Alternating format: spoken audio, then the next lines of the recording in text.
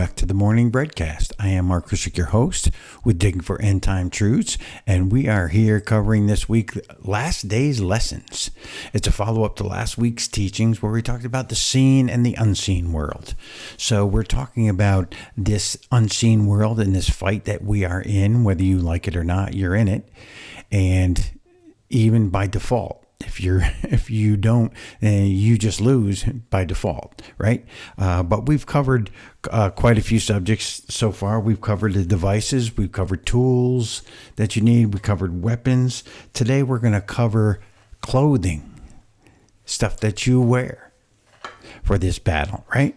And we are going to start in Romans chapter 13, verse 12, where it says this: "The night is far spent, and the day is at hand. Therefore, let us cast off the works of darkness and let us put on the armor of light." So obviously there is some armor that we need to wear for this battle. Is it seen? No, it's unseen. Again, we're talking about the seen and the unseen world. And these weapons of our warfare we covered earlier in the week, they're not carnal. They're not things that we see in this world. They're unseen things. They're thoughts and they're things that we need to cast down from our mind, right? But these also, as the devil begins to infiltrate your life and demons begin to lead you down paths that are wrong, what does Paul say here in Romans? He says, cast off the works of darkness and put on this armor of light, right?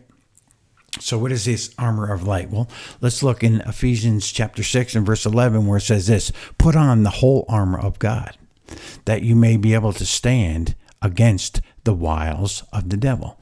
Okay, so obviously there's an armor that we need to put on. And he goes through it, and I encourage you to get into Ephesians chapter 6, somewhere around verse 11, and carry it through. Read what this armor is: the helmet of salvation, all these, the feet shod with the gospel preparation. So be prepared. Know your word, right? And I want to encourage you to go through this armor. We don't have time in these breadcasts to just get into all these details, but you should be in your word at this point and strengthening yourself, right? I'm going to go to Ephesians 6, and let's read verse 13, where it says, "Take up the whole armor of God, that you may be able to stand, be able to withstand in the evil day, and having done all to stand. In other words, once you prepare yourself, just stand. Don't allow the devil in your life. Don't allow these thoughts to come in. Don't allow yourself. Use the fruit of the Spirit, self-control. We covered this in weeks past, but I want to leave you with this thought today, that you need to be able, in order to be able to stand in these last days, you need to have the whole armor of God on. And once you have that on, just stand. Just stand against your adversary, right? Just stand.